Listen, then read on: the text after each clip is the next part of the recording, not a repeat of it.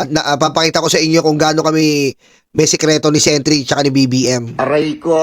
Tanga-tanga.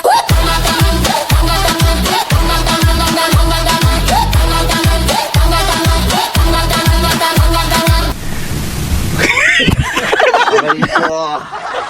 Kaya, abangan nyo po yung ibang interview natin.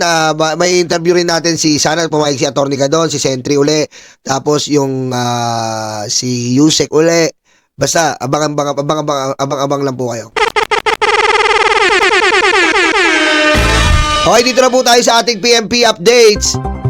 Ayan po, PMP tumugon sa pamilyang na-stranded sa pandalansa ng bagyong Basyang.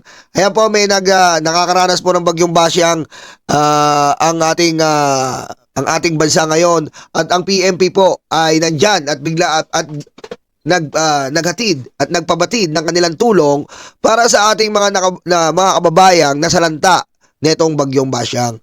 And ngayon po ang PMP po ay nakatutok yata sa Davao dahil nung karahapon may natagpuan na naman po sa Davao ng mga droga.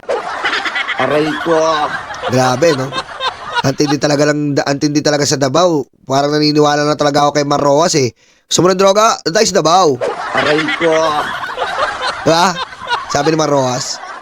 Ayan po ang ating PMP na hindi na po katulad dati na iniiwasan ng mga kababayan natin dahil pag PMP noon, berdugo, inuubos ang Pilipino, mamamatay tao, ang tingin sa bawat tao, 5,000, isang ulo. Aray ko.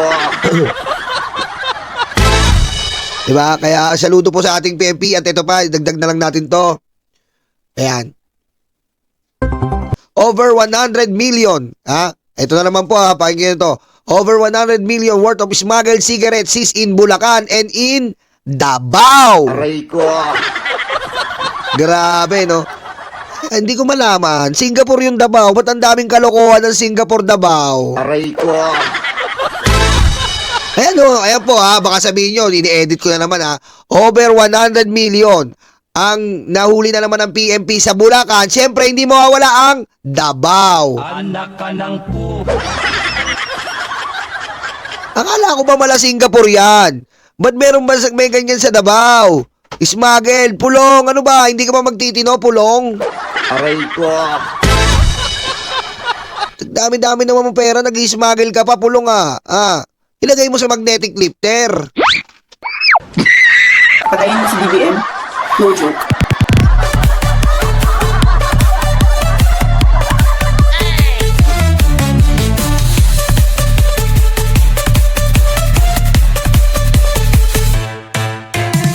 Ang brand ng ang brand din sa Garillo, Sir Chris Angel, Iyot.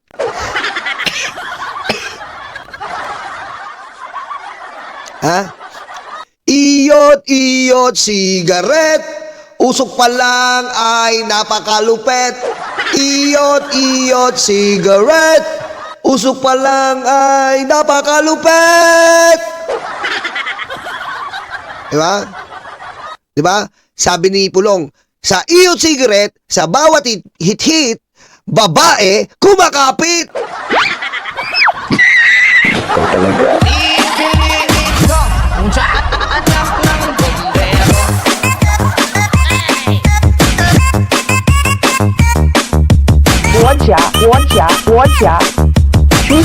Xi Jinping. Biro mo, halimbawa, naka-iyot cigarette ka doon. Ito, iyot cigarette. Kakapit daw yung mga girls. Kaya ano pang hinihintay nyo? Bumili na kayo ng iyot cigarette para ang babae kumakapit. Aray ko. Grabe, no? Antindi talaga ng Davao, no? Hindi ko alam paano nila nasisikmura na halos sumamba kayo sa mga pusang inang Duterte na to na puro iligal ang ginagawa, no? Grabe talaga eh. Aray ko. Antindi talaga eh. Matindi po talaga eh. Puro illegal na ginagawa, anak ng weteng, etong mga hayop na mga DDS, akala mo kung magsisamba ay talagang kala mo Panginoon eh. Hayop eh.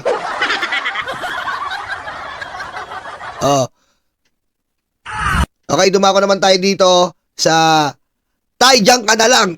Aray ko. Ito po Taijang ka na lang. Oh, ito po pakita ko sa inyo. Imbis na padami, pakonti ng pakonti. Okay, ayan, Taijang ka na lang. Wala na. Wala po pirma. Natin. Dami Dahil po pirma, Taijang ka na lang, Aray ko. Wala na, pahiya na naman sa Batangas po ito, Nasa Batangas natin, Nakaraan po, nasa Antique tayo, putek, tumatanggi yung mga tao, nandidiri. Pwes, sabi ng mga tao, pwes. Aray ko. Wala na po ipirma, putek ko, ano? Yung mga vlogger na bayadan, suntok-suntok. Green, suntok-suntok. Wala na po. Ayan po, ayan po yung tay kami naman, tay dyan ka na lang, ito, dito tayo, ito, Batangas,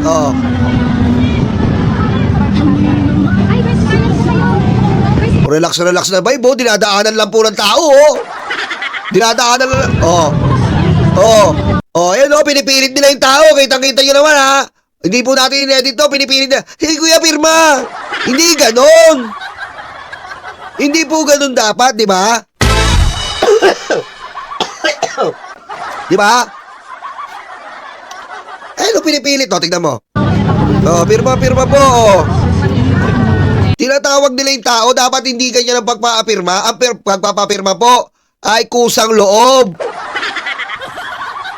Dapat pag nakita niya pa si Digong doon, puta pipirma na yan.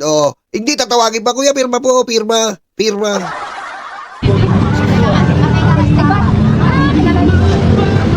Walang tao.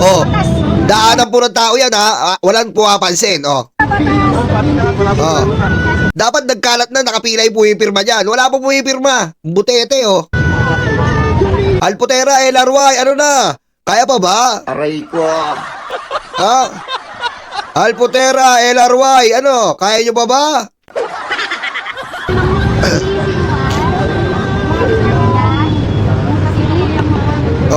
Wala, dadaan na yung tao.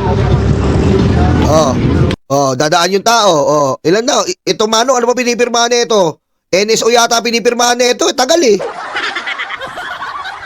Si Kuya, ang tagal NSO yata yung pinipirmahan na ito. Ang tagal Ano ba yung back to back? Back to back ba? Pirma lang, ang tagal mo, Kuya. Wala pa rin, Ayan, natapos na si Kuya. Si Kuya, wala. Si Boy Lighter ba to? Ito si Kupal Boy Lighter, yung iiyakin, si Boy Lighter ba yan?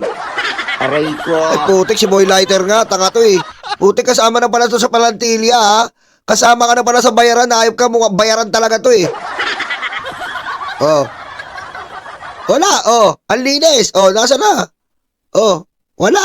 Ayan mo sa page ko, original, tignan mo taas. Ayan lang sila, hi, walang bumadaan, di pinapansin. Wala na to, boy. Walang pumipirma, kita-kita nyo diadaanan na ng tao. Batangas yan. Aray ko. Sabi ko nga sa inyo, mas marami ang pipirma sa Taijang ka na lang. Abangan nyo yun. Taijang ka na lang, ina mo. Abangan nyo po yung pagpapipirma namin. Taijang ka na lang, ina mo. Ayan dumadaan na naman yung mga tao. Dumadaan yung mga tao, wala talaga. Wala po talaga po pipirma. Tingnan pa natin another video. Lipa City Caravan. Eto na yung caravan nila. Wala pa rin Ayan po, caravan yan dadaan na yung tao wala po pipirma. Aray ko. Ayan, dumadaan lang po yung tao. Kita-kita nyo naman dumadaan lang yung tao. Wala pong pumipirma. Hindi po natin ni-edit yan binabrowse lang natin dito sa Google ay sa FB. Tay kami naman ito. Utik wala po pumipirma. Ni-research lang natin yan ayan wala po pumipirma ito yung sa Antique ba to? Marikina. Ito yung Marikina. Wala na rin pumipirma. Mas marami pa yung vlogger Aray ko. Sakit. Mas marami pa yung vlogger mas marami pa yung vlogger kesa sa mga tao. Wala, dead man na. Wala na po, dead man na talaga to Diyan, Marikina to. Wala rin po may pirma. Nandito pa kayo sa mall, oh, ng Marikina, sa may riverbank, oh. Ang daming tao dyan, oh. Diba? Ang daming tao dyan. Teka lang, may tumatawag. Aray ko.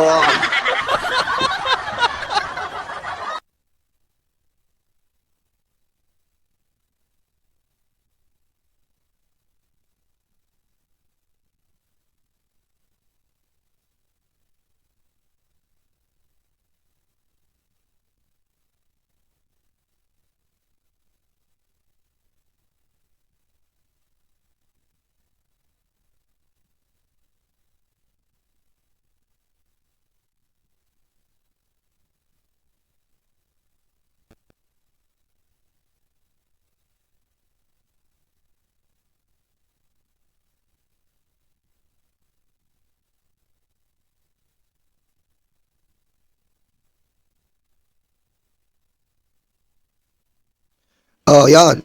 May kausap lang tayo. Oh. Oh, yan po, antay kami naman. Walang kwenta. Diba? Abangan nyo po yung ano namin. Abangan nyo.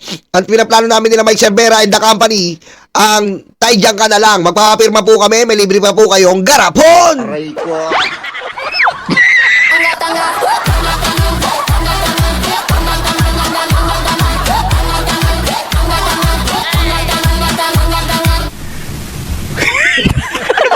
Diba? Abangan nyo po yan. Magpapapirma kami. May libre pa kayong garapon. Pag pirma nyo, libre garapon. Wala kayong babayaran. As in, wala. Libre kayo ng garapon. Oh, iyan ang sinasabi ko sa inyo. Kaya abangan nyo po ang ating pagpapapirma dyan. Oy, maraming salamat po, Aurora. Thank you po, ma'am. Well, dumako na po tayo dito yung interview namin kahapon. Hindi niyo yata napanood. Ipapakita ko po sa inyo ang aking kumparing Trillanes. Siyempre, kumpare yan eh. Kumpare Trillanes yan, man. Yan ang sinasabi ko sa inyo, mahina kayo mga nilalang eh. Ha? Panoorin niyo po ito. Kasama ko po ang aking kumparing Trillanes. Kumparing BBM, na kumpare namin ni BBM. Mahinang nilalang to eh. Besides, magkaibigan pa sila ni Sarah. Alam nyo, Sentry, alam nyo po, pinagtatanggol ko po kayo dyan sa vlog ko eh. Kasi, alam nyo, hindi sa napakasipsip, no? Napakasipsip! Aray ko. Siyempre, yan ang mga technique po, yan ang mga technique. Pag may guest ka, ano mo, alam nyo, music there, napakaganda nyo po. Lagi ko kayong inaangat sa vlog ko. Siyempre dito, iaangat nyo rin si Sentry. Sentry, lagi ko kayong pinagtatanggol sa vlog ko eh. Hindi, totoo naman, naririnig nyo naman, no kidding aside, pinagtatanggol ko talaga si Sentry dito sa mga, pinagtatanggol ko sila mga nagbabasa kanya na dilaw at pink. Alam nyo naman yan, seryoso yan. O, diretso. Sandali lang para marinig sa kabila. Sandali lang po ayan. Ayan sama na ng pakiramdam ko talaga. Totoo lang po, kasi ganito po yan eh. Sa forte po ng mga Duterte, lalo na Sara, hindi po uubra yung, sinasabi ko po sa kanila na hindi uubra yung isang Leni Robredo. Kailangan talaga medyo Malarisa Ontiveros na may palaban, papalag, at may talagang if babardugulin mo, babardugulin ka rin. Kasi si Ma'am Leni, mahinahon type na isang tao. And naiinis nga rin po ako dun sa mga ibang mga dilaw at dilaw at pink na bumabati ko sa inyo na parang binabatikos pa kayo na dahil na sinasabihan nyo si Lenny ng ganon, na sinasabi ko naman sa kanila, Sentry, na hindi nyo alam kung ano, bago kayo magsalita, tingnan nyo muna yung sakripisyo at background ng isang taong nagawa niya para sa bansa. Doon kayo mag-focus. Hindi yung sa ini-initiate nyo lang dahil type nyo. Hindi kasi ganun eh. Hindi kasi ganun ang logic, di ba, Sentry? Oo, I agree. And Oy, Ma'am Tess Aguiluz, maraming salamat po Maraming salamat po. Diretso natin. Maganda yung point ni Sentry dito eh. ito, madagdag ko lang, Nyolo and Banat Boy. Kasi, nagkausap-usap na eh. Opo. Yung mga ganyang sentimiento kasi, dahil siyempre, talagang mas gusto nila si Kumbaga kung merong mga... Oy, Daddy Armin, Mami Erwin, Mami Shelo, Daddy Nestor, shoutout po Mami Chulier, Jem Baracao, Ma'am Lorna Talaguchi, ayan, Ma'am Eva Ponsalan, shoutout po sa inyo. DDS na talagang solid talaga na hardcore na supporter ni Digong. Meron ding mga hardcore supporters ni Lenny. Na ito, talagang kakantimo, talagang nag-aalboruto. Nilinaw niya po dito na si Lenny po ay hindi po tatakbo. Si Lenny po ay hindi na po tatakbo. Nilinaw na ni Sentry dito. Either Bam Aquino po o Senator Risa Hontiveros po. Yan po ang tatakbo. Ayan po ang malinaw dito sa vlog na to. Pero ito na ngayon yung usapan. Nung nag-meeting sila last week, tinanong ng diretso si Lenny kung tatakbo ka ba o hindi. Sinabi niya hindi siya tatakbo. So wala na tayong pinag-uusapan. So tinanggal na yan siya sa equation. Ang pinagpipilian na lang ngayon ng mga dilaw at pink ay si Bam Aquino tsaka si Risa Hontiveros. So silang dalawa na lang ang pinagpipilian. So ganun ngayon. Ako naman, bakit mas kumikilya ako kay Senator Risa? Kasi pagka kasi si Senator Bam, alam nyo, Aquino Marcos yan, masyadong malalim yung sugat. Yung mga yung mga solid na dilaw, talagang hindi yan papayag na magsani puwersa with the Marcoses. So, yun ang problema natin. Paano yan? Kung magsosolo sila, o kunyari, may admin candidate, may candidate din yung dilaw, tapos may candidate si Sara, o mahahati talaga yung puwersa. So, maghahati. So, yun yung nakikita ko. Tapos, si Senator Risa, pananaw, kasi alam niya yun, alam mo, ano yan, dating aktivista yan. Opo. Pero, alam niya ngayon sa puso niya kung ano yung kailangan ng ating bansa para siguraduhin na magtagumpay yung the forces of good, kumaga. Opo. Ito yung magsanib puwersa. So, open siya dyan. Yun yun. Pero Sentry, ngayon medyo medyo sariwa pa kasi yung yung impeachment na inahain kay PBBM dun sa marami kasing narinig ko kasi yung advocacy mo or yung sabi mo na I think you will be the bridge between the red and the yellows. And ako naman nung unang pagkarinig ko nun, natutuwa ako kasi ako usually I act as a bridge pag sa mga dating sa mga vloggers kasi ako may mga kaibigan kami nila Tol Nyola, may kaibigan kami mga dilawan na vlogger kahit ang mga DDS na vloggers, so parang kami din nagbi-bridge, so I get you with that. Ang lang, how will you be able to reconcile yung idea na kasi parang we were I'll be straight at Sentry kasi medyo na-hurt kami dun sa pagpanig ni Senator Laila de Lima doon sa impeachment na isulong. Kaya lang siguro kung ba't kami na-hurt para meron ding konteksto is we were really rooting for Senator Laila de Lima. All the things that he was doing nung mga recent months is parang talagang okay naman, maganda, okay. And then all of a sudden, not only me, medyo nagdamdam nung pagsang-ayon niya dun sa na may substance yung impeachment. On the other hand, marami yung nagsabing hindi. Kaya tinanong namin dyan yung tungkol kay Ma'am Laila de Lima. Siyempre, direct to the point. Aray ko. Diba? Tinanong namin yung kay Ma'am Laila de Lima. Ano ba si entry si Ma'am Laila de Lima? Ba't?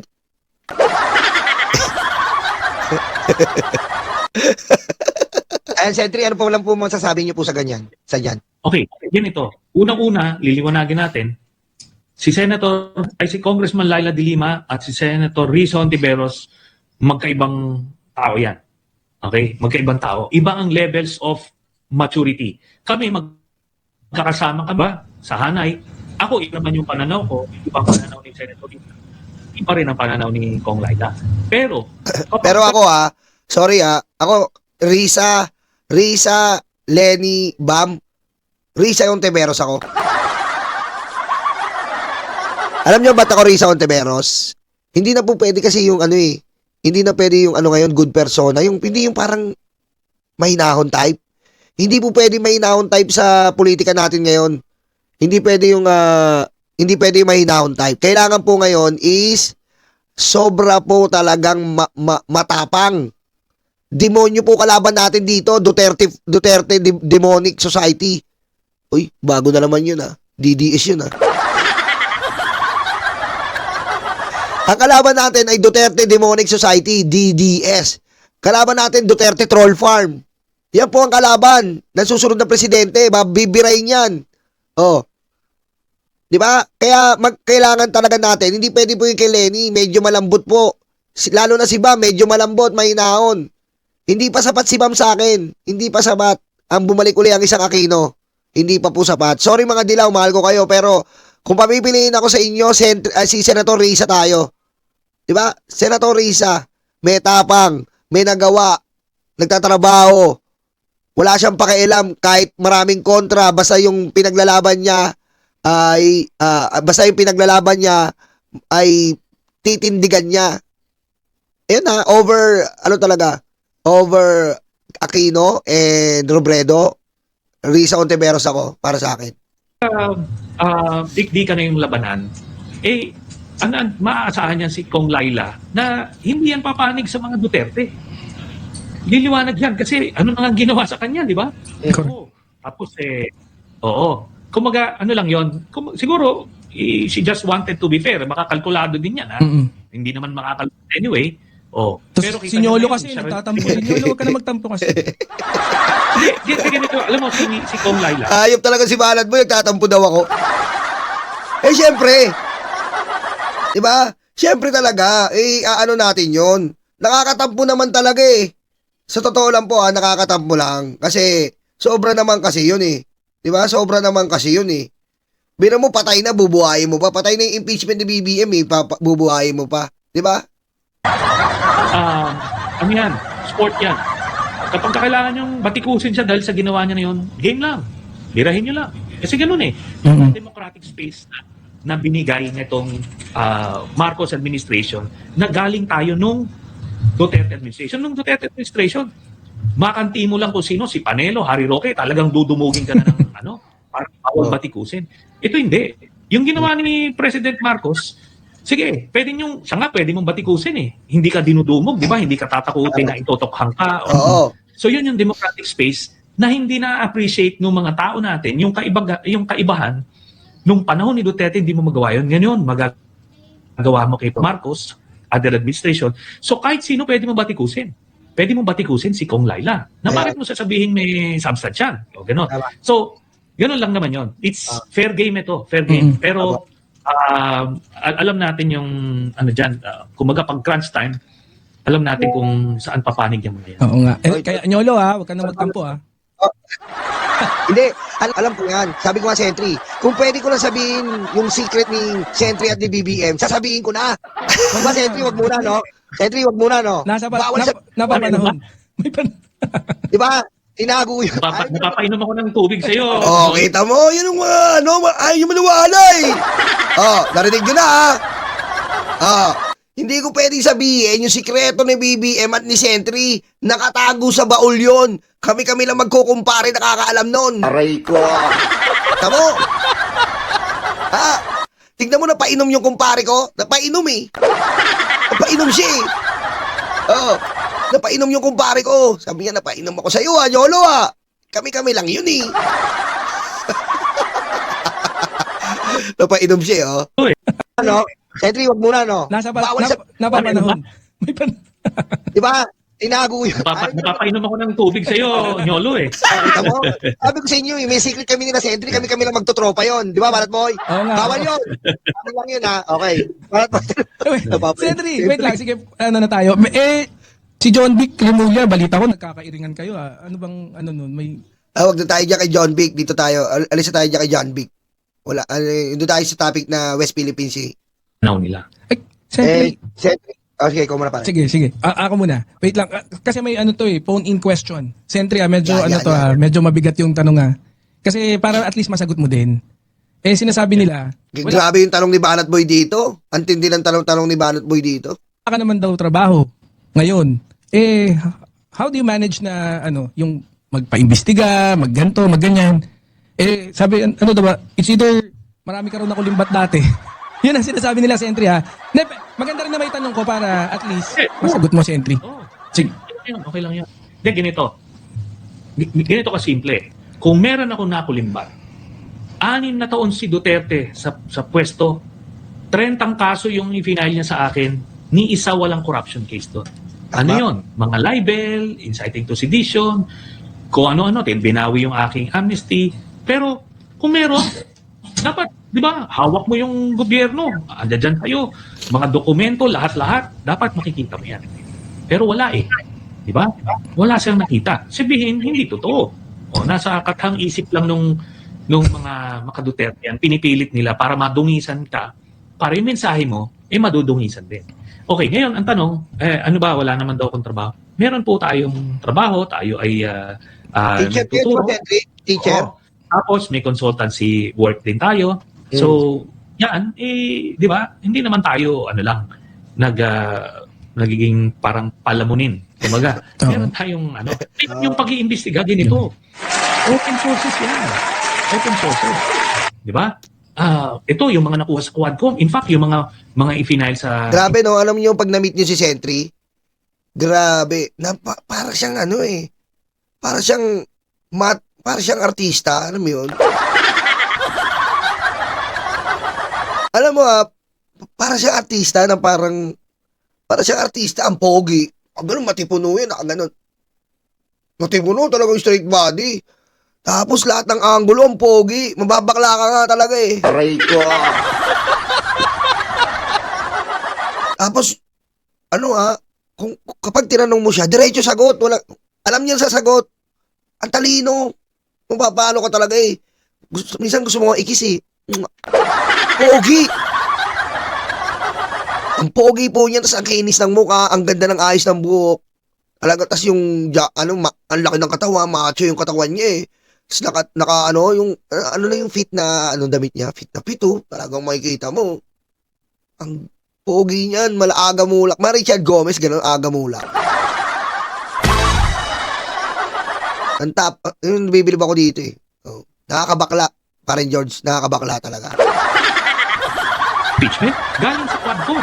Yung mga final ko kay Duterte, aside dun sa mga dokumento na kalap ko nung senador pa ako, yung iba galing din sa Senado, galing sa Quadcom, edi na-file. Kaya nga yung sinasabi nila, bakit daw ako hindi ko daw ma-filean yung mga kado ni President Marcos. Napakasimple lang. Bakit ikaw na nagsasabi na merong kaso, ba't hindi ikaw ang mag-file? Diba? Bakit ko... Kumaga, dalawa lang ang kamay ko. Uunahin ko na yung mga Duterte bago pa yung iba. Diba? Oo, tama. Full time. Ganyan din sagot ko yung Sentry minsan. Pagka tinatanong ako, alam mo, kung batas ka, dapat patas ka. O ba't di mo binabanatan ganito? Andiyan ka na para bumanat. Di ikaw na bumanat. Yung precisely. At may mga kasama rin kami mga sa Dilaw na sa mga P na tinatanong yon. Dapat din daw makasuhan din ni President.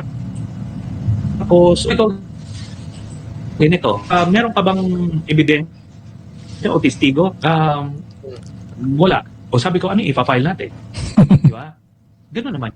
O, libre ka naman eh. Pwede ka namang mag-imbestiga o makaka-file mo na. Wala naman. Sabihin wala. O paano yun? Di ba?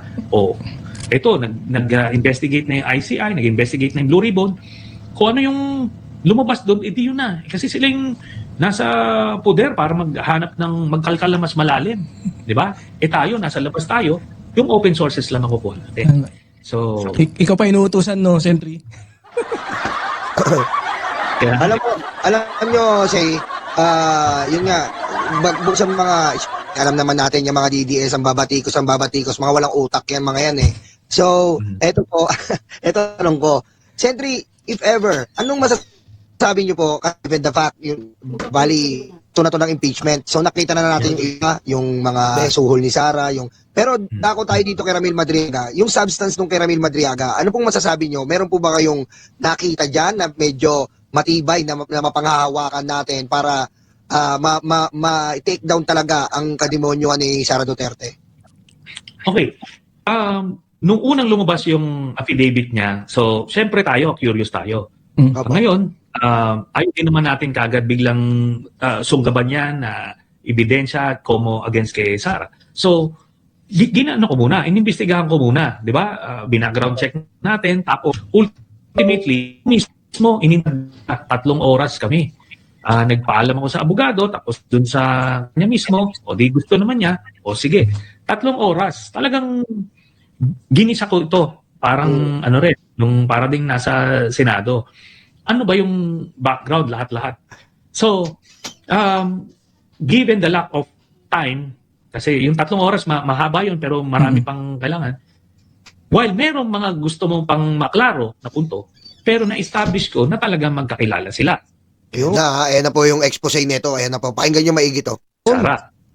Tapos, na-establish ko na may kakilala si Madriaga na mga malalapit sa mga Duterte in general. In fact, he was the first to admit na mas dikit siya sa mga kay Digong kaysa kay Sara. Isara. Ako, so tinitingnan ko yan.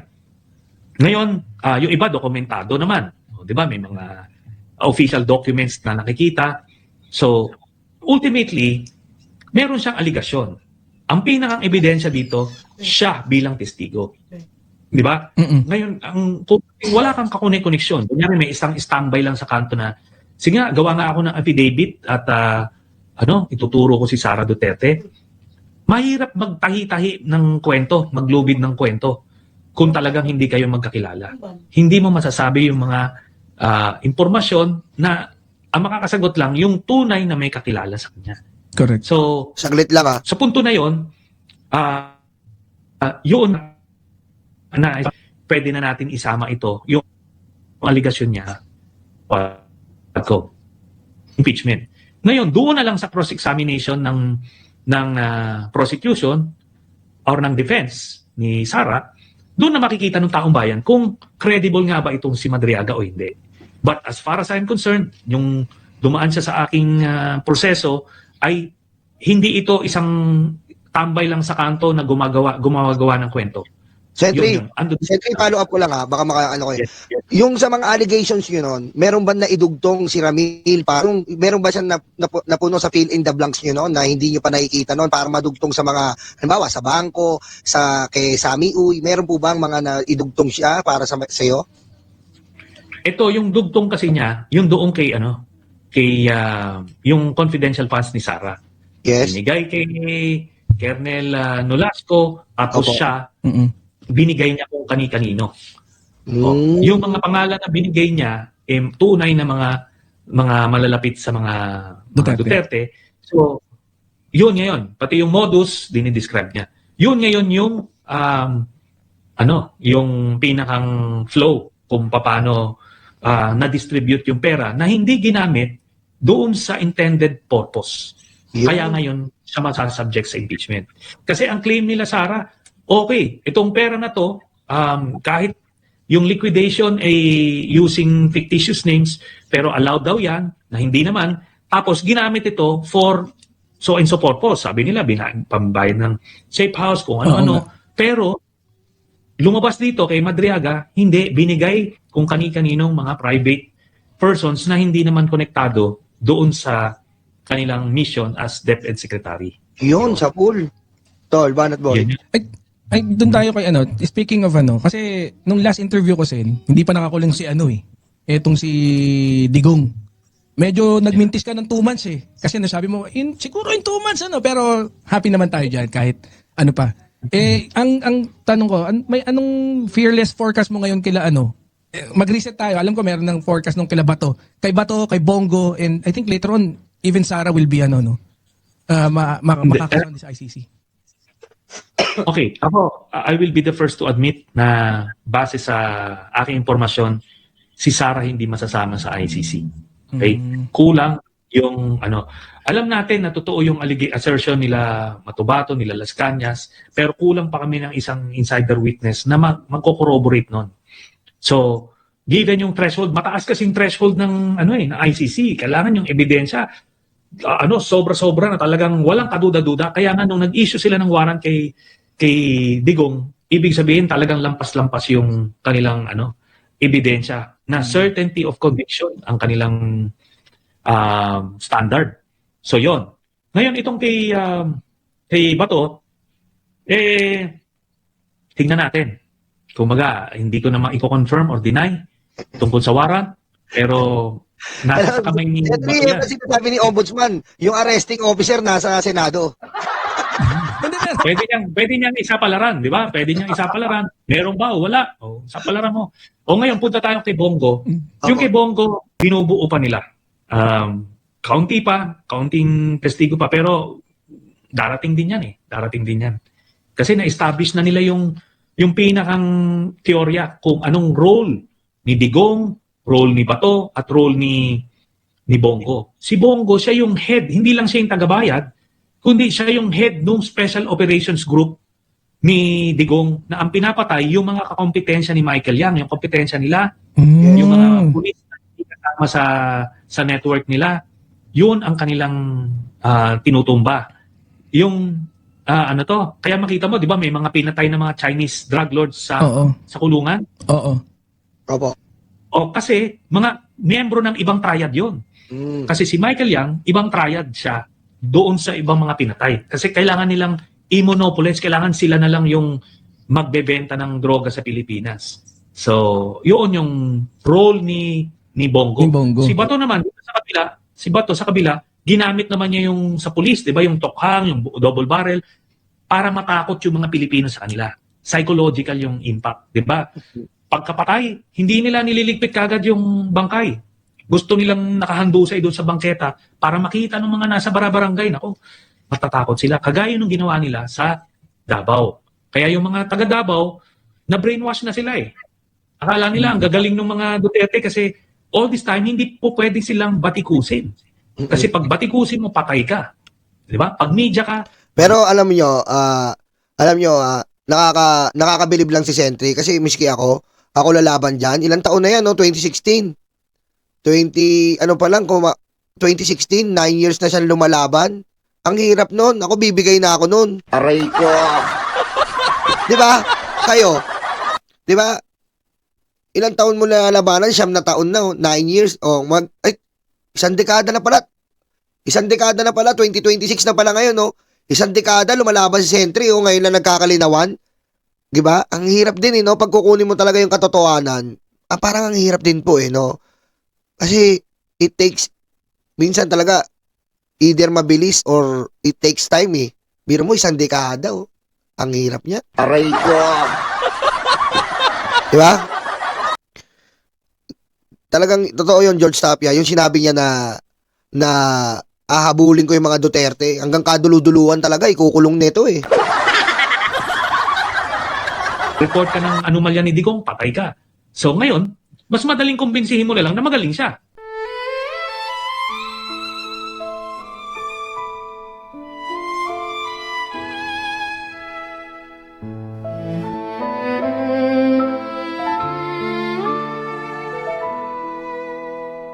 Nakaupo ako, lumalamon sila. Masasaya itong aking mga kaibigan. Abot kamay nila ang bunga ng puno. Dahil balikat ko ang ginawang tuntungan. Habang namimitas lalong natatakam, sila ay para bang wala ng kabusugan. Kahit alam nilang mayroong mga langgam, at ang aking paa ang siyang inuupakan. Nais ko nang magpahinga, marami na akong nagawa at natulungan.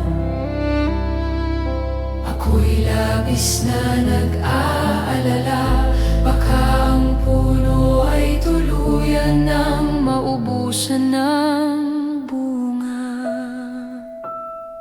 Nakaupo ako, nagbabantay sila.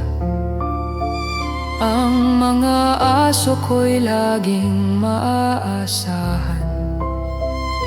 Hindi ko lang alam ang binabantayan. Ito bang puno o itong aking upuan? Itali ko kaya sa bahay ng langgam? Maglilingkod ba o maghahari-harian? Masasagot lamang ang malaking tanong kapag ako ay nawala na ng tuluyan. Nais ko nang magpahinga, marami na akong nagawa at natulungan. na nag-aalala, baka itong mga aso ay maulol at magwala.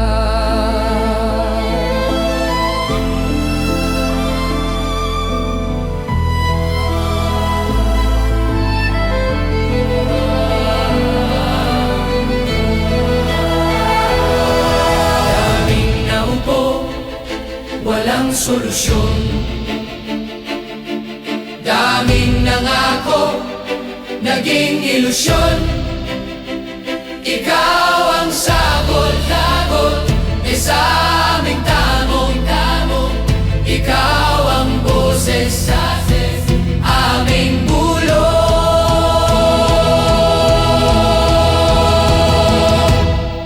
Nilalait ka at sinisira ng kinakaya mo para sa bayan. Ikaw ang aming tagumpay, bonbon, walang kapantay.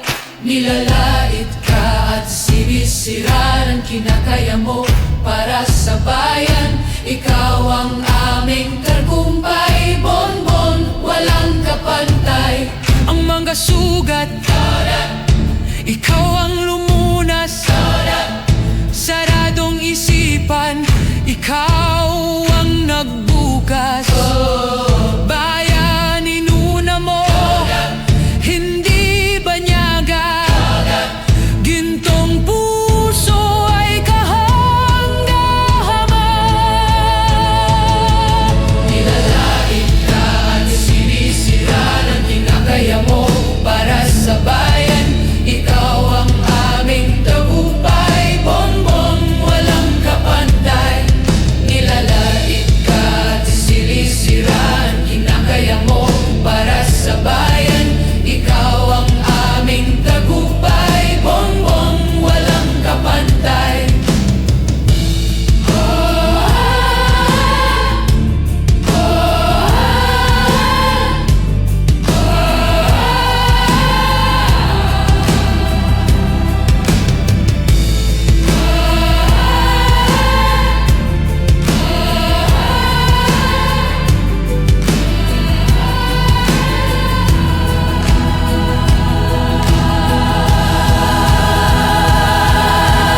Nais ko nang magpahinga,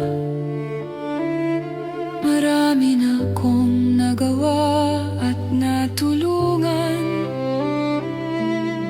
Ako'y labis na nag-aalala, baka itong mga aso ay maulol at magwala.